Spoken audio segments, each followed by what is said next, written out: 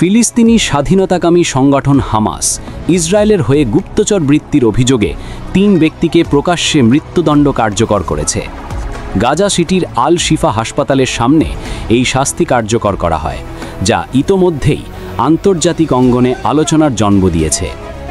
স্থানীয় সময় সকালে জনাকীর্ণ এলাকায় এই নাটকীয় ঘটনাটি ঘটে। প্রত্যক্ষদর্শীদের মতে অভিযুক্ত ৩ জনকে হাত ও চোখ বাঁধা অবস্থায় একটি খোলা চত্বরে আনা হয়। তাদের চারপাশে অবস্থান নেয় হামাসের সশস্ত্র শাখা কাসেম ব্রিগেডের সদস্যরা।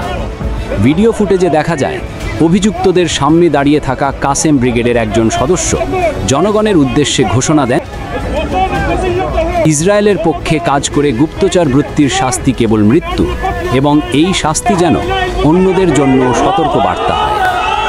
হুঁশিয়ারির পরপরই কয়েক রাউন্ড গুলি চালিয়ে ৩ জনের মৃত্যুদণ্ড কার্যকর করা হয়। উপস্থিত মানুষের মধ্যে কেউ কেউ বিস্ময় ও শোক প্রকাশ করেন, আবার কেউ হামাসের স্লোগানে সাড়া দেন। শেষ মুহূর্তে গোষ্ঠীর সদস্যরা আল্লাহু আকবার ধ্বনি উচ্চারণ করেন, যা দ্রুত সামাজিক মাধ্যমে ছড়িয়ে পড়ে এবং ব্যাপক আলোচনার জন্ম দেয়।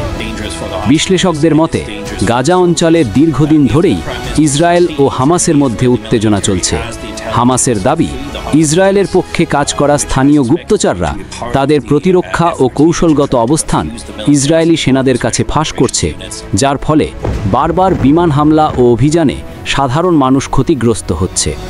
এই কারণেই সংগঠনটি কঠোর শাস্তির নীতি অনুসরণ করছে।